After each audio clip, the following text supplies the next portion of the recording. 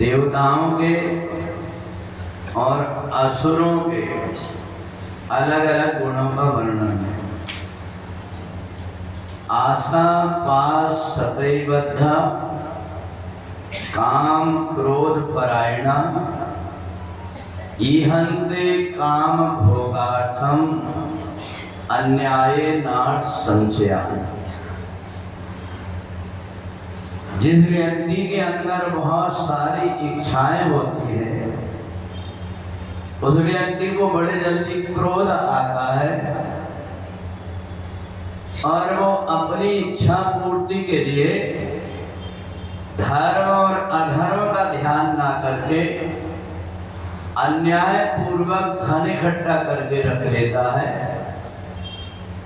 और वही धन जो आंधी जैसे इधर उधर से आया है थोड़े दिन में तूफान बन करके जो कुछ पास में है उसको भी उड़ा ले जाता है।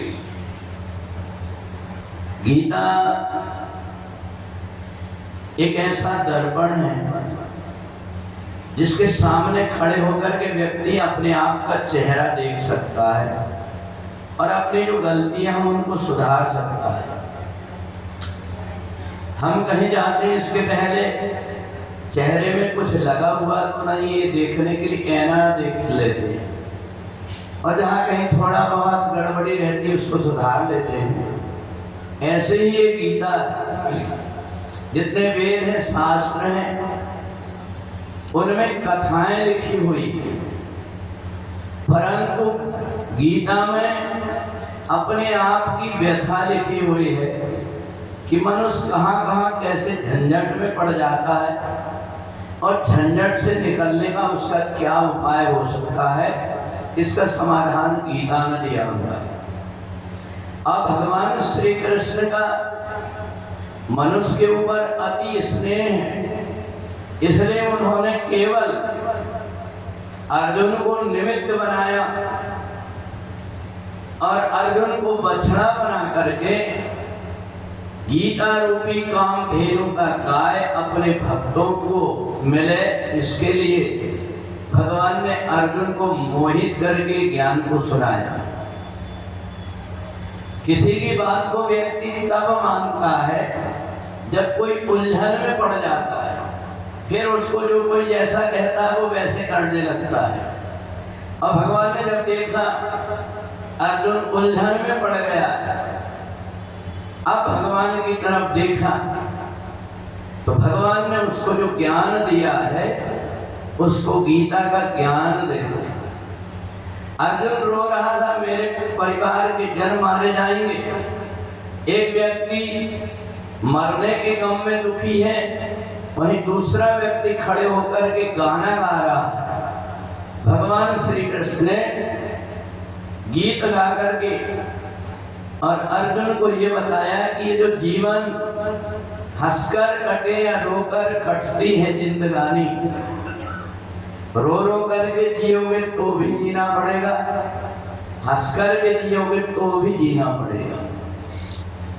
इसलिए जीवन की सारी चीजों को अपने हृदय में धारण कर लो, इधर उधर की भटकन मिट जाती है। व्यक्ति जो इधर उधर भागता है साईं तेरा तुझ में ज्यों पुष्पन में वास, कस्तूरी का मृग ज्यों फिर सूंघत घास। मृग को ये पता नहीं रहता कि मेरी नाभि में कस्तूरी है, उसकी मेरे को सुगंध आ रही है। ऐसे ही अज्ञान के कारण जीवात्मा को भी होता है, वो इधर भटकता है उधर भटकता है, कभी अपने अंदर झांक करके नहीं देखता है। अगर वो अपने अंदर झांक करके देख ले तो ठीक जगह पर वो पहुंच जाएगा। और इसलिए तीर्थ तो बहुत से व्यक्ति जाते हैं, वहां जाकर के मजा मौज करते हैं, बढ़िया 5 स्टार होटल में रहते हैं, परंतु जहां आप तीर्थ में आए हुए हैं उसमें आप एक सत्कर्म कर रहे हैं। जिस सत्कर्म में 33 कोटि देवी और देवताओं का पूजन अभिषेक के रूप में और गीता की वाणी को अपने हृदय में धारण कर रहे हैं, ये सबसे बड़ा तीर्थ का लाभ है। आप लोग ये सोचें, कई बार अपन कहते हैं उसने मेरे को ऐसी बात बोल दिया जो आज भी मैं भूला नहीं हूं, मेरे कलेजे में लगी हुई है। एक व्यक्ति वो है, दूसरा व्यक्ति वो है जो इन गंदी चीजों को क्यों हृदय में रखना, क्यों ना गीता के 11वें अध्याय की स्तुति को याद रख लें।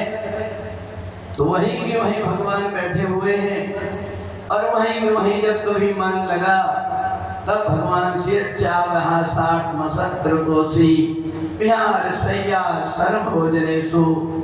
ये परमात्मा जाने अनजाने में हमसे कितनी गलती हुई होगी, पर मैं तो आपका हूं ना, इसलिए मेरे को क्षमा कर देना। जिस व्यक्ति ने गीता के 11वें अध्याय की स्तुति को अपने हृदय में धारण कर लिया है, याद कर लिया है, उसका हृदय वैकुंठ बन गया और वो नित्य प्रति भगवान की पूजन कर रहा है। ये देवताओं की पहचान है और दानवों की पहचान वो है, किसने मेरे को क्या बोला, किसके साथ में कैसा करूं कि बदला पूरा हो जाए। ये जिसके मन के अंदर धारणा होती वो राक्षसी स्वभाव का। असौ मया हता शत्रु हनिश्चय जा प्राण भी। मेरे कोई जितने शत्रु हैं अब मैं भी उनको मजा दिखाऊंगा, ऐसा करके जो परेशान होते रहता है वो आसुरी स्वभाव वाला व्यक्ति, जो अपने जीवन की नैया को परमात्मा के हाथ में समर्पित कर देता है, वो देवता जैसे व्यक्ति।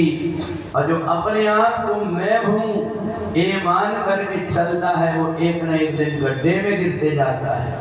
इसलिए भगवान ने 16वें अध्याय में देवताओं का और असुरों का वर्णन किया है। जिसने परमात्मा की शरणागति ग्रहण कर लिया उसकी नैया पार हो गई, और जिसने अपने अंदर अहंकार को बिठा करके रख दिया उसकी नैया बीच में कभी न कभी डूब जाए। बोली सच्चिदानंद भगवान की जय।